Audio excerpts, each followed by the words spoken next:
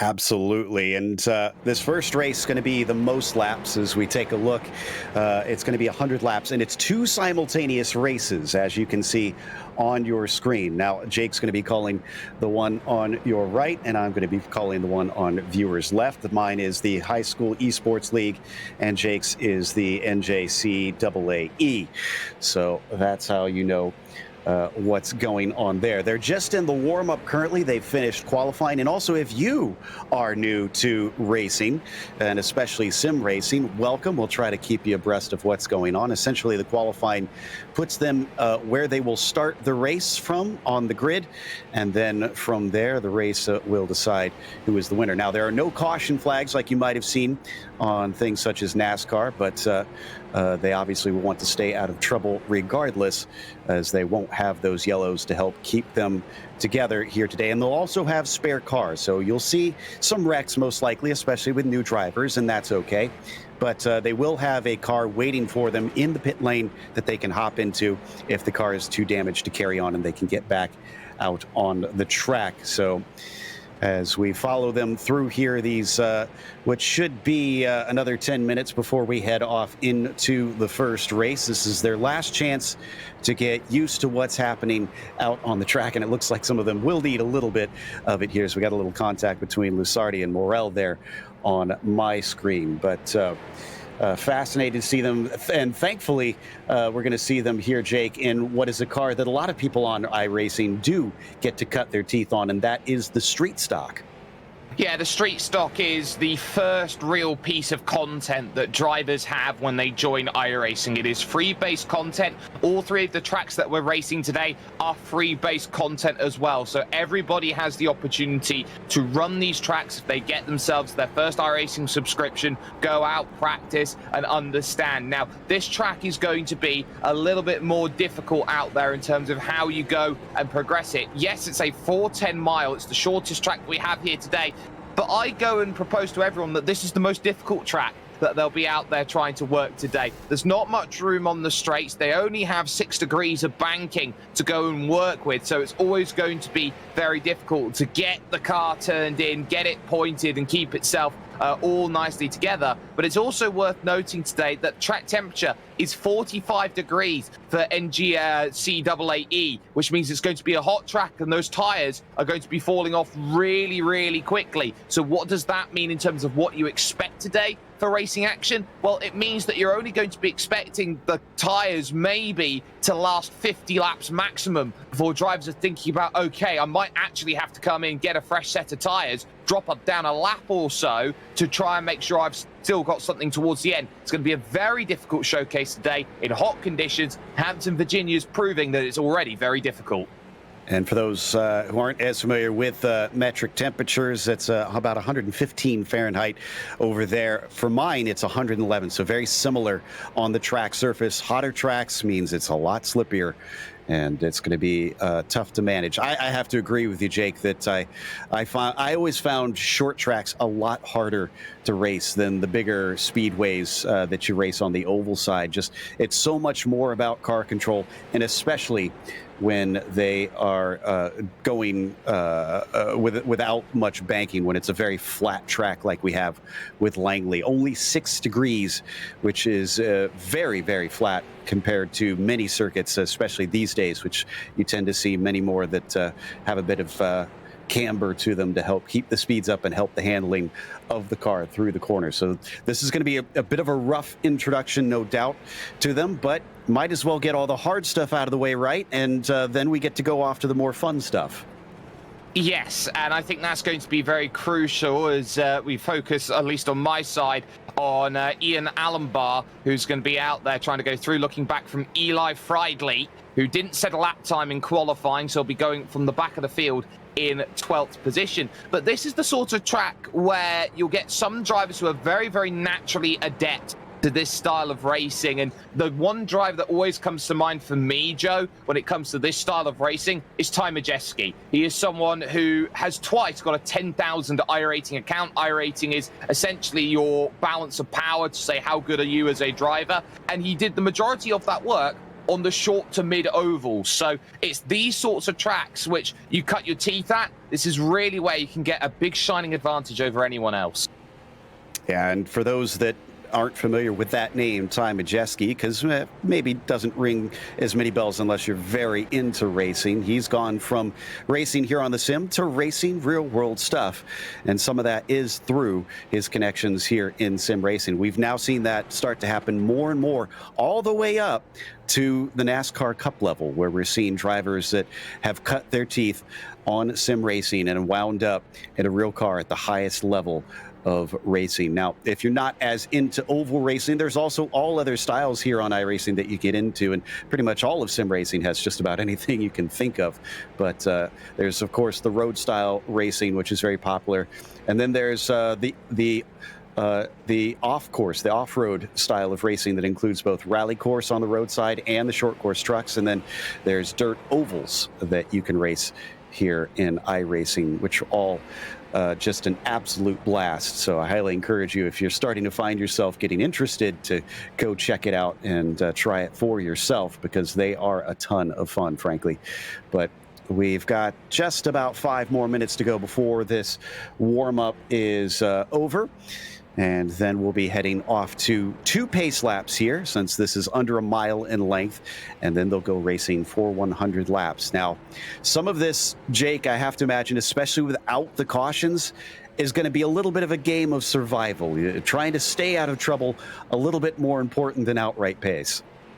I'd certainly say so. I think today's going to be very difficult, and I think today's going to be about who manages their tyres better than anybody else does. Those who have the ability to manage their tyres today are going to be able to put in quicker lap times for longer out there, and they're going to really have a lot less trouble when it comes to understeer out there. Just taking a look at Gina Welliver as they go up through, and this is just how the understeer works, right up to the top of the circuit. Through on the inside goes, and that, I do believe, was Anthony Taylor making that way through. And it's just an understanding of this track gets very, very difficult the less tire grip that you have underneath you. It's going to be the sort of race today where some drivers might decide to pull out a very big gap in the opening 5 or 6 laps here, Joe, but it's also going to be the sort of track where they might just struggle for the next 15 to 20 laps just to keep things back in range. It is going to be a difficult challenge out here. If drivers do start spinning around, then it is very much about, okay, where do you pick and choose your way through and avoid all the problems? Indeed. And you'll be hearing us use terms, like Jake said, of understeer and oversteer. And if you don't know what those means, the understeer is when the front tires won't grip, and oversteer is when the rear tires won't grip. The best way I've heard someone phrase it is understeer is when the front of your car hits the wall, and oversteer is when the rear of your car hits the wall. So watch out for that, and we'll try and explain any other terms that come with racing, and especially sim racing, that you might not be as familiar with. So just about a little less than 3 minutes to go now, as a lot of our drivers getting out on the track for just some last little bit of practice. You can see we've got 9 of them taking part here on my side, and then Jake's going to have 12 over there. That won't be too few for a race of this nature, as there's a little trouble. And just what we were talking about, avoiding incidents, because there are no yellow flags to slow the cars up. That'll all be down to you to pay attention to what's in front of you and make sure to not run into any accidents that might be unfolding up in front. So big thank you again to everybody that helped make this possible, as this is going to be a fun time to see some of these young folks get to try out racing, and sim racing especially, for some what might be their very first time getting to do so. You just never know who might find themselves getting hooked on this, especially as Jake mentioned, he got into it when he was about in high school, and then I found it very, very young. I don't remember a time of not being into racing, but I would have absolutely loved to have a chance to get involved in sim racing such as this, because you talked about not necessarily having stuff like this 20 years ago. 20 years ago was, Jake, when I was about in high school.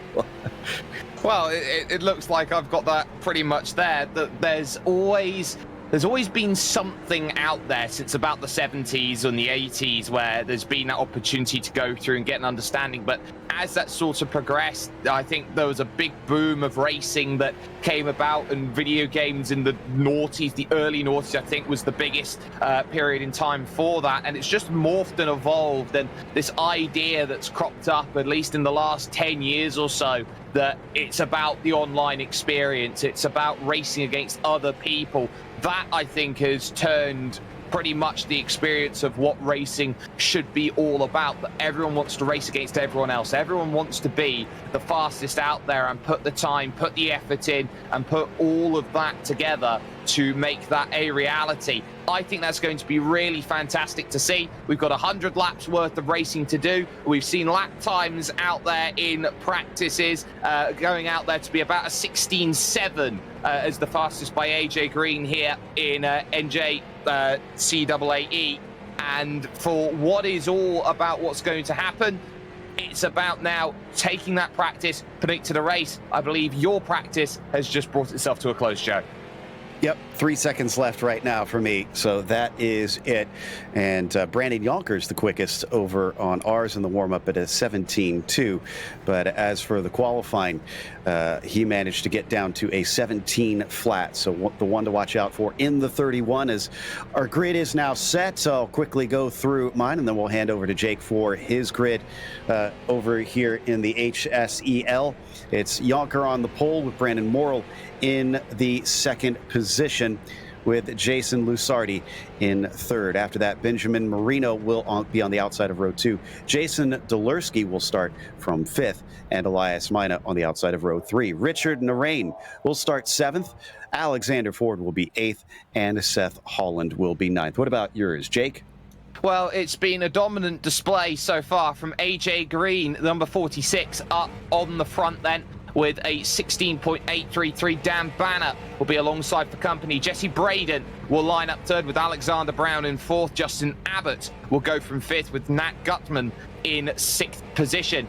Anthony Taylor will start then in 7th with Heath Hensley in 18th. Joshua Montgomery and Ian Allenbar will make up the 5th row. And the final row, row 6, as there's trouble on your end there, Joe, is going to be Gina Welliver and Eli Friedley. And not exactly sure what happened. Looks like Dolerski involved with that here on the pace lap. That can be something that happens in real life. And it looks like there may have been an issue with the 6 car, who seemed to be stuck or something, or maybe lacking connection, because he basically kind of blasted through the field. So they're trying to get them lined back up.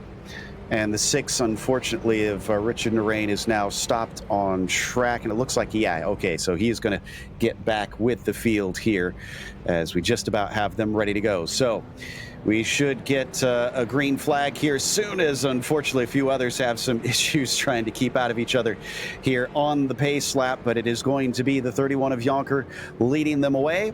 And there is the green flag. Yonker on the loud pedal, and Morrell is going to follow him through down into turn 1, as Elias Mena is going to lose out on 3rd place. Narain is able to get into there, but it's going to be short-lived, because it looks like Lusardi is going to be able to get to the inside. Let's go to the start for Jake's race here.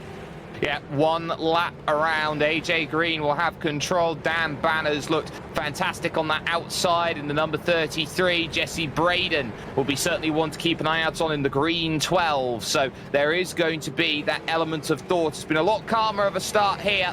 So everyone's been setting themselves up, looking to get through. 1 non-starter then, or 1 starter from the pits, will be Joshua Montgomery, 67. So it will be 11 taking the start, 1 then from the pits. Pace car will dive in. Green flag will soon come out in the air. So it will be now about this pace car jumping in. Green flag will drop immediately after, and we'll have ourselves some great racing. And it's a very nice start from the 33 on the outside, trying to search for that run, but it's going to need some help on the banking. A very heavy amount of understeer though, and AJ Green's going to use the tyres early. He's going to get himself the runaway that is needed. A little look down to the inside from Jesse Braden through 3 and 4 is going to pick that up, and nicely done. A clean opening lap here at what is Langley Speedway. Yeah, a little bit cleaner than ours had gone. Yonkers still leads over here with Morrill in second, back by about a second and a half. He's already dealing with the lap traffic, our leaders, as they've gone by Mena and Narain. We've got a couple cars in pits. Dolersky, Marino, and Ford look like they need their spare cars as they're going to be going a few laps down here. No reason to give up yet, though. No, definitely no reason to give up. And the 5 of Alexander Brown with the Go Faster Flames on the car, trying to figure out where he can go past the 12 of Jesse Braden, just trying to look down as low as possible, just open up as much room that's there. Gives a little tap, actually, to the back, trying to unsettle and move a car there through 3. Now, this is where you're going to see a lot of strategy come into play, is that you can just shuffle a driver off the line ever so slightly. That is the perfect push to pass I think I've seen in a very long time, and it takes a lot of skill to execute that properly. He'll bump and run and just try to edge that other driver out. Morrell looks like he might be in a bit of trouble from mine, as Lusardi's now within half a second. So the 1 car catching up to the 3. That is the one you see in the purple and white, the 3 in the black and red. Definitely some difficulty behind them with Narain having a few spins out there in that number 6. Seth Holland currently still on the lead lap and in 4th, but might not be as close to the leaders. In fact, looks to be about half a lap behind. Nat Gutman has looked very, very slidey in the number 22, just behind that 99 out there of Justin Abbott. It has been a little bit troublesome, and again, it's coming out of the corners where the trouble is there, and just trying to get that drive off of the exit is always going to be difficult. Round you go, take the blue commitment cone there for a little bit of help as well, and that's not where you want to be out on circuit. It is going to be the rear tyres trying to feather your way through and try and get as much run off the exit of these corners, and that's where the troubles are starting to manifest. Meanwhile, Yonker is still about 2.5 seconds ahead, and Lusardi is still catching up to Morrell on ours. This is the closest battle that you see on the left-hand side of your screens, with Lusardi now down to 0.4 of a second and getting looks like within about 2 or 3 car lengths of Morrell. And he washes up a little bit high through 3 and 4, unfortunately, and that's going to lose him some time. Still a lot of laps out here. They're only on lap 14, so he could still catch back up. Looks like the 3 a little slow off of turn 2, so he gives that time right back up, and it's back how it was. We've got a change for the lead here on lap 11. There was troubles for AJ Green with the lap traffic of Josh Montgomery, and now looking down the inside there of Alexander Brown, who's going to move up into 2nd position. So all of a sudden, Dan Banner with control of the field and now has the traffic to look at in front, the likes of Eli Friedley, Ian Allenbar, Gina Welliver, all there that has to be navigated through. Now, they're all holding their line, so they're going to have to go to the outside to try and make that happen, and this is going to make overtaking very, very difficult. To get put in the wrong position at the wrong time. We'll go on board with AJ Green going through down on that inside and washing up. Did he get tagged from behind there, trying to wash through? It looks like there's troubles on your end, Joe. Oh, yeah, and that is the 1 and the 3 coming together, but Holland has since pitted in, so Maina is now the one that sits in 4th place, having inherited that, and the 3 has had to take a tow. Too much damage, unfortunately, from that incident. So now the 1 has moved up into 2nd place, but is a full 12 seconds behind. Looks like that started with a little bit of lap traffic, unfortunately, catching the 3 out. That can happen even in real life. Learning how to manage lap traffic, Jake, is very much a skill. Oh, and it is, and it's pretty much about what do you do as lap traffic, and it becomes very difficult. Look how congested it is right now. Alexander Brown stuck on the outside. Is going to try and get a run, but it's going to get blocked in by the 12 going through. Jesse Braden taking advantage on the inside and finding it through, and there it all goes wrong. In the back, it all goes wrong, and just like that, all that traffic clears itself out. It's Dan Banner who's got the lead, 0.9 of a second the margin over AJ Green, and then it's for 3rd where it all comes into play. Jesse Braden trying to stay close, trying to keep the car straight. Nope, gone around, and oh, it's a heavy hit. Oh, unfortunate to see. And another little clip there on your side of the screen. We are watching my race over on the left-hand side where Jonker just about has lapped Lusardi, has about a straightaway ahead of him. And, man, you can see the minefield that Brendan is having to dodge through up to this point. So I wouldn't be too shocked if Brendan himself maybe gets caught up in things and Lusardi is able to regain some ground. Only those two cars left on the lead lap is Elias in the 5, having some struggles, about 3 laps down currently. About 3 laps down, and here in the NJCAA race, it is on for the lead. AJ Green and Dan Banner have closed back up again, and it's all about the search now. Where do you find that magical move? And it's about getting drive, coming out of 3 and 4, using as much as possible, looking down low, has to leave the door open, does the 33. And AJ Green, some may argue, is back to where he belongs in this sort of race. At the front, he's proven he's definitely got the pace, and working around the lap traffic of the 11 of Heath Hensley, manages to make that happen. I'll just start to think here, Joe, in this one about pit stop window, because they're talking about they're struggling to get 50 laps out of the tyres. Well, I would say then you're looking to try and get to maybe about lap 40 as your goal, as your benchmark, to say, let's get 2 stops done and get this one home. Indeed. Over on ours, we've had a number of cars in pit lane already. Only 2 that haven't are Lusardi and Jonker. Others have had to take their spare vehicles and have taken tires since then. I assume that they've topped up on fuel at least a little bit. And there was an incident with, that was, I think, Narain again, unfortunately, having contact with Morel, who's gotten back out on track and was up to 4th briefly, but seems to be running into yet more issues. Again, the race that you hear me talking about is on the left-hand side of your screen. Jonker on lap 28. We'll see if he has to come in, since he's been out on the same rubber up to this point. The only problem with pitting at lap 40, Jake, is they're going to probably have to pit again unless they can really stretch them out in the second stint.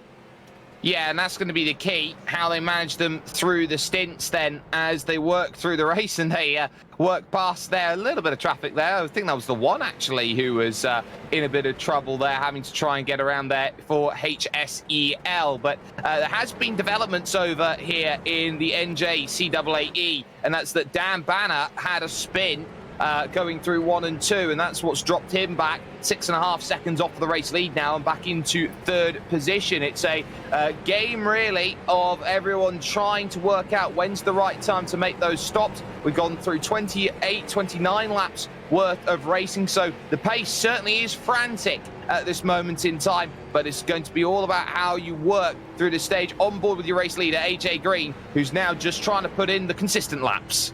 And you can see on my side that the 31 of Jonker had a little bit of contact with the 4 of Benjamin Marino there. Thankfully, neither of them were spun out by that incident. So Brennan's still very much under threat from being caught up in problems that aren't his own. He almost lapped Lusardi for a while when you were talking about the lap traffic on my side here on the left-hand side of your screen, and still you can see cars, unfortunately, still learning the art of returning to the racing, trying to return to the track, as some have been backing across the circuit when coming back on. And I saw a little bit more contact between Delersky, who we saw coming back on, and Narain, who has been struggling here today. But the 31, just about a lap ahead of everybody else, is unable to quite catch and pass the 1 up to this point.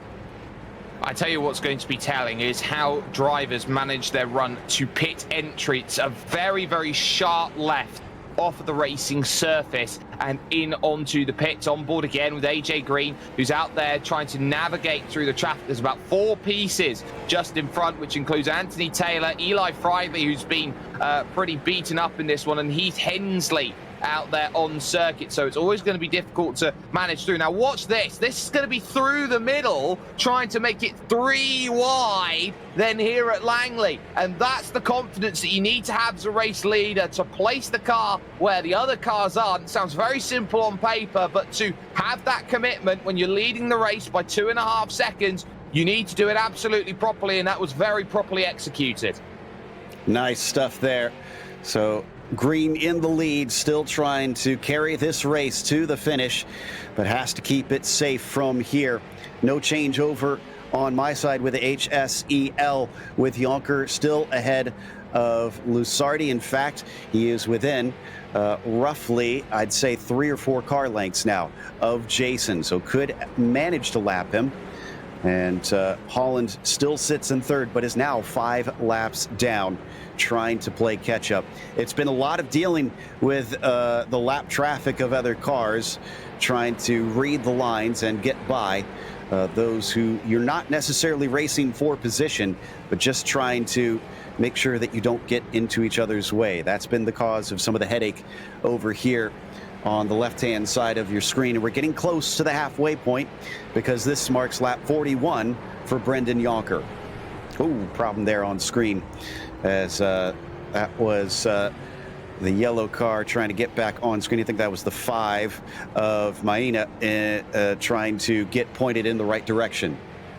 Yep, and Maina managed that well over here. It's lap 40 just starting here in the NJCAA race out here. And this is really where the lifeblood of oval racing comes into play. These small, short tracks, which are found all over the United States of America, they are what pretty much forms the grassroots of oval racing, and everyone looks to try and run their own machinery and look to try and go up to a level. And I think sim racing adds a fantastic new dimension to that. Gaps have been started to open up, and it is very telling who's got a gap where. There's 3 drivers on the leading lap here, and then most of the next battling between Taylor, Abbott and Allenbar, they're all on the same lap then, in 7th, 8th and 9th, 5 laps down at this point. So still a long way to go then in this race, but it's looking more and more likely that it's going to be 3 to the party, as there's been troubles all over this circuit over the last couple of moments. It looks like once again Josh Montgomery's got on the wrong side, but Justin Abbott right now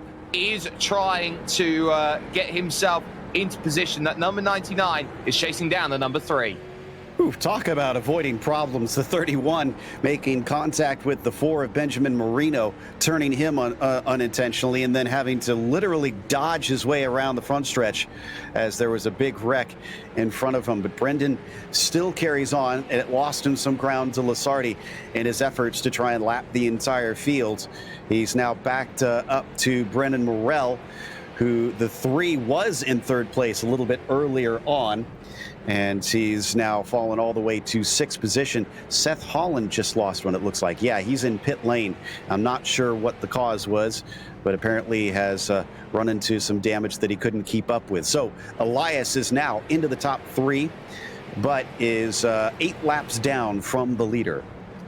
Oh, and now this is going to get interesting here for the race lead. There's 3 bits of traffic. Jesse Braden is going to be one of them. Oh, no, no, no, no, no. How is that still on the apron of the circuit? That very much looked like AJ Green could have been going around for the race lead in NJAAE and or CAAE, and very nearly didn't have a car, so to speak. It would have had to have come back down into the pits. Remember, Jesse Braden's trying to make that recovery back through the field, stay within range, stay within the laps, and at this point in time, this is a very awkward phase because nobody wants to give up, and the race leader just wants to stay out of trouble. You talked earlier about the pit stops. We're at lap 50 now, and I still have 2 cars that have not come in for fresh rubber, Jonker and Lusardi. Oh, and I think Jason just got it into a bit of an accident himself, and he's lost his steering. The 1 has hit the wall. There he is right there, the purple and white car. I'm not sure if he's going to be able to continue. Yeah, he's going to unfortunately straight line it. I don't think he's going to have an ability to get down in, as he just avoids the 8 and somehow steers it into the pit lane. But that is it. Now Brennan is the only car on the lead lap currently.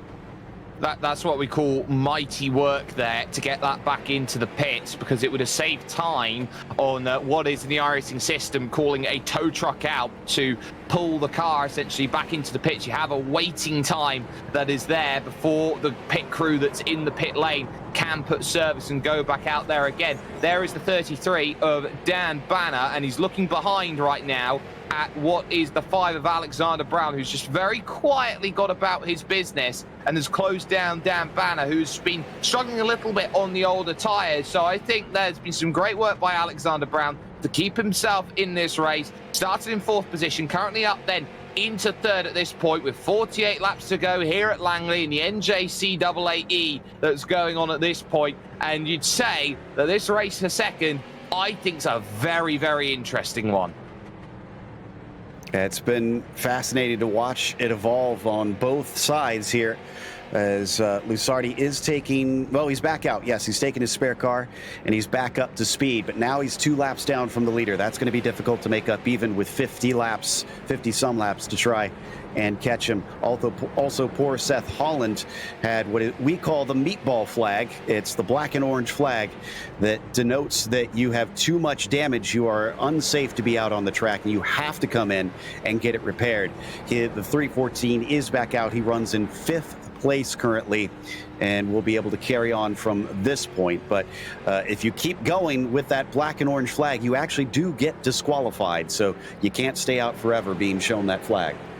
No, it's about 4 laps that you get as leeway for you to know and understand and get around the circuit. And that is your time limit, so to speak, when you've got damage that is too much and is deemed a danger to other drivers out there on the circuit. So would have to come down in, would have to make a stop and get things going again. And I think this has been a very, very telling showcase then through the early stages. Drivers with confidence have been racing out there with confidence. I've just seen try and drop into the field yet right now. Eli Friedley jumping into the pits then in the number 7 had worked his way from absolute stone cold last up to 5th position, but having to come down in, take the fast repairs and get back out again on lap 53. This is going to be a case of survival. And for those drivers right now who are out near the front, the one thing they're hoping for in this race, and it goes for both races, Joe, is they want a bit of fresh air.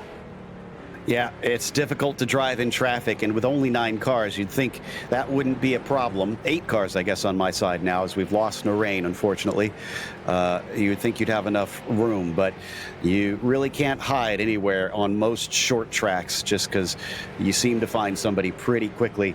Looks like Dolersky has had to come into pit lane, and so has Maina. Ooh, the 5 is suddenly down, having to take a spare car.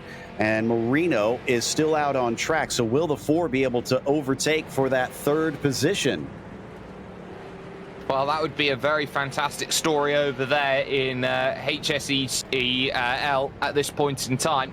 But over on my side, it is just starting to become a little bit closer out there overall. You've got Dan Banner and co is going to be interesting. But right now, why? AJ Green is doing a brilliant job at this point. He's got himself pretty much everything he wants, and he's almost about to put a lap down on the 3rd position driver of Alexander Brown. So this is an important one. We have just lost a driver over here as well. Looks like Nat Gutman's day is pretty much all but done. Oh, and we just saw that was the leader tipping the 4 around again, right as he's getting ready to pass Elias. And Elias is now coming out. So we got a race on our hands for the last step on the podium. The 4 is able to get turned around in time just in front of the 8 and the 3, though. Dolersky has to check up. Morrill does as well. Thankfully, nobody gets turned around in this situation. How much damage is on the 4 of Marino? Is he able to stay faster than Elias Maina? Well, that's going to be important. Almost everybody is jumping in the pits right now. All but 3 cars for a moment were down in the pits. One of them was not. Dan Banner, as the 8 there on your side, Joe, goes around for a bit of a rotation special out there. Definitely not ideal in the circumstances. AJ Green now out to a 13-second lead, and at this point is starting to become a little bit formulaic in what's going through, but this is where drivers who aren't used to racing here on iRacing start to get tired, and this has been a long run. It's been about 20 minutes that they've been putting in, and to ask yourself to go 20 minutes without some mistakes, if some drivers are doing it for the first time, is difficult. There's a lot of mental fatigue when it comes to racing. Absolutely. And the mental definitely a lot harder than the physical when it comes to sim racing, but you still will feel it as you're concentrating for so long. That is Lusardi, I think, losing or giving a lap back to Marino.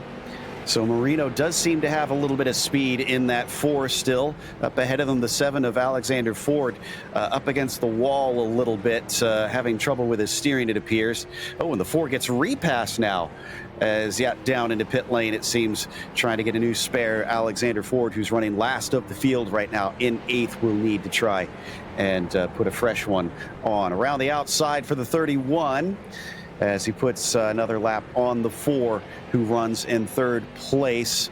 Oh, and Maina had a bit of an issue just now spinning to the infield, so that might be the battle for 3rd place done and dusted. I tell you what's been interesting, it's been the pace of AJ Green over the course of this one. Remember, this race started about 3 laps down, or 2 laps down on the race that you had, Joe. And right now we're absolutely even in terms of how many laps to go there are. AJ Green's been absolutely flying. He's got 14 seconds worth of lead. The top 3 are all within 2 laps of the race lead. And then it's a gap of about 5 to 7 laps to those who are in 4th, 5th and 6th positions, which includes the likes of Ian Allenbar, who's up in 5th, and he will be trying to hold off for the remainder of this race. Jesse Braden, who's trying to get close out there. So some incredible racing here for NJCAAE, but at least at this point in time, it has been AJ Green who has been the star of the show in the number 46. Ooh, another incident on the front stretch. That was Dolersky having a problem with Maina in the number 5. So as Jonker caught up to the back of them, was again able to avoid. And that seems to be one of the biggest skills that the 31 has shown. Still the only car to have not been down on pit lane. He's not been completely clean. But, oh, and as I say that, I spoke too soon, going to lose the car, maybe catches it just in time as the rear started to get loose. And I think that Brendan is now starting to experience what 76 lap old tires feel like. Oh, and they don't feel nice. That much I can say. I wouldn't want to be out there on 76 lap old tyres. It's always going to be very difficult when you are out there and you're trying to deal with it. Heath Hensley, by the way, has just been shown the black flag, so has had to dive down into the pit. So that would have been for a cut course penalty out there, so he's going to have to serve that and get back going again. So that's always going to be a little bit difficult to try and find a way by, as that was Gina Welliver finding a bit of trouble there coming through 3, and that definitely not ideal in terms of the circumstances, as we now find ourselves entering the twilight of this race, heading to lap 80 of 100, leaving just 21 laps left. We saw on the left-hand side for my race, Lusardi got into the side of, I think it was Dolarski. No, it was the 7, actually, of Alexander Ford. Unfortunately, Jonker on lap 80 just now himself, so falling a little bit behind Jake's race. Not quite as quick of a pace, but running in the 18 and 19 second range is Brendan Jonker up to this point. Managing it well. Sometimes it's not about being able to run the fastest laps ever, Jake. Sometimes it's just trying to get to the finish as though it's an endurance race. Hey, look, they don't ask you how you win a race. They ask you how many races you win. And exactly. I think that much is very much the telling point right now. I think we're in a stage of this race right now where drivers, even if, you know, one race is quicker than the other, they're going to be out there saying, well, what's the difference at the end of the day? You've still got a W next to you in the win column. So at that point, you say that win is worth the same. I've been looking at Alexander Brown's tyres, who had been going off and off and off. And I believe he's just actually had a spin and will come down into the pits. 81 laps spent out there with the rear tyres looking pretty much like he's running on the wheel rims. I cannot believe the luck of Brendan Jonker, as Alexander Ford actually almost hooked him and should have probably, but somehow the 31 kept it pointed forward and did not get turned into the wall. That was going by the limping car of Elias Maina in the 5. as we continue to ride on board now with 16 laps to go for the 31, still having to weave his way through. Now 3 laps ahead of Lusardi behind him in second place, looking more and more like, unless something eventually catches out Brendan, it's unlikely that we'll see him get overtaken. Yeah, it looks like as well here that the positions have just started to bring themselves out. 1 to 2 lap gaps through the field. Heath Hensley may be the only driver who might be in some form of threat from Joshua Montgomery. Outside of that, it's the lead race, which is split by 13 seconds and a half at this point. So a lot of gaps still going here on the right-hand side of your screen. There is Heath Hensley in the number 11 in 10th position, 17 laps down at this point, and Joshua Montgomery, at least at this point, is probably about half the circuit, maybe a little bit more behind. So it's an interesting race right now. Anthony Taylor as well, worth keeping in mind. That's just a difference of a lap. So there's going to be a 1 lap difference out there in terms of this race with 12 laps to go. Also noticing on my side that Marino and Holland are within 2 seconds of one another for third, so that might see itself swap around. Lusardi still in second, but he had some connection issues. And remember, we are racing through the internet here, so if you don't have a good internet connection, you'll just be dropped from the server and you will lose laps that way. Wow, what a close moment for Jonker, somehow avoiding I think that was the 8 of Dulurski. Just managing to thread the needle on the front stretch. The racing gods have been smiling upon Brendan all race long. I tell you what, if you've got that much luck, I don't know. I don't know what I'd do with that much luck. Yeah, exactly. But I tell you what, this has been really important in terms of a building block process then of this opening race. Yes, it's been a difficult race for a number of the drivers here, but I think there have been a couple drivers out there who have just shown that if you drive well within your bounds, well within the limits, and don't make any mistakes, you're going to get a really, really great race out of it. I haven't seen a single mistake out of Dan Banner today in second. I haven't really seen a mistake out of AJ Green. He's had the pace today. Yes, he's been caught in a couple of moments, but it's been that sort of race as I just saw what happened there on your screen. The 4 again finding the front nose, the 31. That's about the 3rd or 4th time that he's turned the 4 car. I'm kind of surprised. I know we don't want and they are told not to have intentional retaliation, but I am surprised that the 4 has not had it out for that 31 car up to this point, because those two have had plenty of coming togethers. Maybe he's just happy that he's looking at a podium here today where he still sits. He's 2 laps ahead of the nearest car, which is the 314, who's just now coming out back on track after another spare car to get him going. But it does look like you're coming down to the last couple laps here on yours, Jake, and things might be wrapping up for your end. It very much might be. For AJ Green, he's decided to just dial it back, knows that there's a gap of 12.5 seconds out there, doesn't have to push in comparison to Dan Banner, and is just taking the easy road behind Ian Allenbar out there on track. Joshua Montgomery just in front as well. This is just pulling back the dial and saying, I'm just going to try and bring this one over to the end. It might also as well be that the tyres are just starting to fall away with about 3 laps to go, Joe.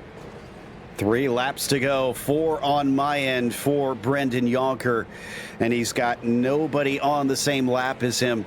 So it looks like he's maybe turning it back a little bit, just making sure that he brings that 31 to the checkered flag. Now down to 3 laps to go, and we will see 8 of our 9 starters finish. I'm on the white flag lap coming up to now for AJ Green in the NJCAAE. This has been a drive of pure perfection, really. Not much that can be done wrong. The back end really stepping out, pushing the tyres to the absolute limit, but built up enough of a gap to get that sorted. Coming around turn 4, it is going to be AJ Green who sets it up. 46, a famous number in motorsport, and 46 will head to victory lane. Jonker on his final lap now as the white flag is out. as he comes down to the line, 2 laps ahead of second place. It's going to be an old school style NASCAR victory for the 31 as he wins the first of today's Speedway races. Well, that was an absolute adventure. Lusardi will take second. Marino will wind up third as the rest of them cross the finish line, and we'll get ready to head over to USA Speedway and go a little bit faster around a longer and more steeply banked track here. Jake, that gave us a bit of a hint of what's to come, I imagine, and I'm curious if they've learned anything that they're going to take off to the next race. Well, this is going to be probably one of the more natural flowing circuits where you've got natural braking and acceleration as it goes through. But what they'll find is that when they get to USA Speedway, it's going to feel like a miniature Martinsville. It's going to be that very similar style of race. Here's how it looked then over here on the right-hand side. AJ Green picking up the victory in the end. It was only 9.1 seconds at the end over Dan Banner in second. Alexander Brown would finish third with Justin Abbott fourth. A great drive from Ian Allenbar, who would go from 10th to 5th, with Jesse Braden finishing 6th, Eli Friedley 7th, and Anthony Taylor in 8th place. Joshua Montgomery would finish ahead of Heath Hensley 9th and 10th, with Hensley struggling late. Gina Welliver would be the last finisher, 26 laps down, and Matt Gutman failing to make the finish at 47 laps down at the end of the race. Joe, you of course have HSEL and what was a runaway victory. Yeah, Brendan Yonker with 2 laps over Jason Lusardi, who still managed to finish in second, as Benjamin Marino eventually came back up to third, 15 laps down from the leader. Seth Holland was P4, followed by Brandon Morell in 5th after starting on the front row, unfortunately getting collected in too many wrecks throughout the day. Elias Maina in the 5 car finishing P6 was followed by Dolersky in 7th and Ford 8th. Noreen was our only DNF in 9th. But we're going to head to a quick break. We'll come back, hopefully with the